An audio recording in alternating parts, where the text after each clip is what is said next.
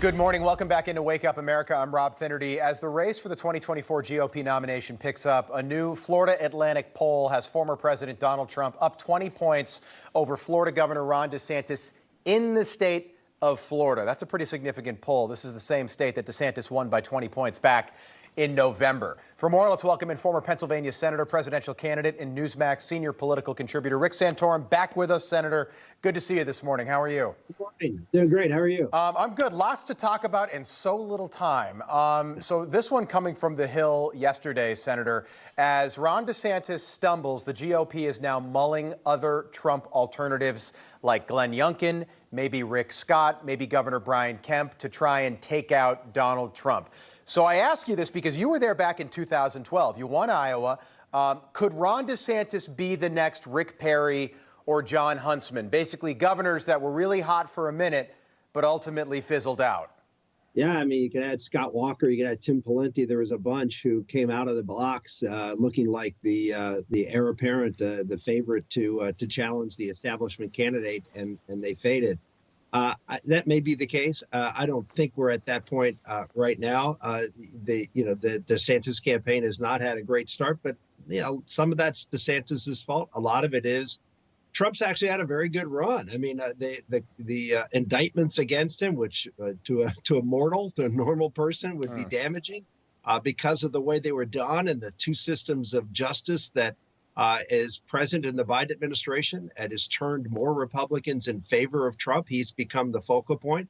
And I think Biden's decreasing popularity and ineptness, his personal ineptness, as well as his policy ineptness, as well as his authoritarian leanings, going after people who disagree with him on social media. And again, the student loan bailout that was struck down, all of these things that show his authoritarianness, his Marxist leanings, all of these things help Donald Trump because it's a Trump-Biden race, and the worse Trump Biden does, the better Trump does. Should Chris Christie, by the way, have gotten into the race back in 2012? Remember 2010, he was the hottest thing in politics, and everybody was afraid of Chris Christie. And now I look at him 13 years later, he's a shell of that politician that he was, pre-Bridgegate and all the other controversies that followed him in New Jersey. Was that his time? Yeah, I mean, people say DeSantis, shouldn't be in the race right now, but this was his time. I mean, he's going out as governor of Florida in a couple of years, just like Chris Christie was going out as governor of New Jersey in a few years, and he passed and he missed his window. Right. Now, DeSantis may or may not, accomplish what he wants, but this is his window and this is his shot, and he's taking it. Yeah, I don't know if the window closes though. Let's say a Democrat's in the Oval Office, which I don't think will happen, but stranger things have happened in 2024. I think the window's still open for DeSantis 2028, 2032. He's so darn young. Rob, I mean, just like Chris Christie was eclipsed by others, Scott Walker, Ron DeSantis. Right. The same thing will happen. There'll be other governors, there'll be other people who will come along who will be in the headlines because DeSantis will be off the stage. He won't be governor of Florida. Senator, don't sell yourself short. You too. Senator Rick Santorum, 2012, I remember. Yeah. You should have been the nominee over Mitt Romney. Okay. It's a tough road. It's a tough road. Yes. All right. I want to talk about something that's happened in the media over the past day. The New York Times, The Atlantic, CNN, Axios, all turning on Joe Biden, all within 24 hours of each other.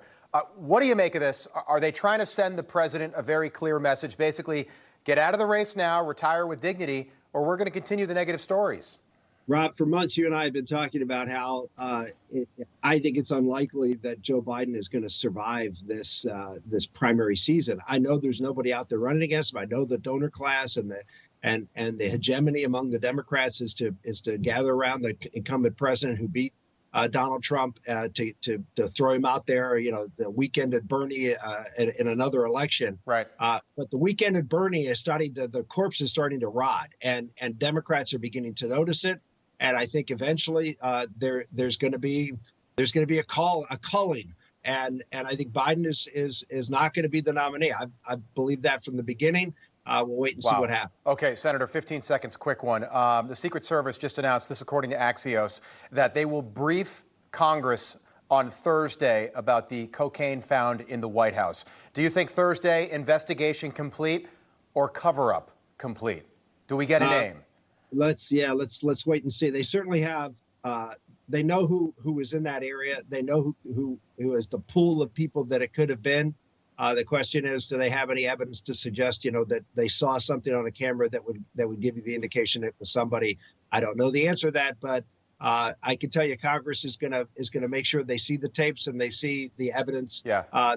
That the Secret Service has. All right. Senator Rick Santorum, great having you on. As always, enjoyed it. Thank you. Thanks, man. All right. Lots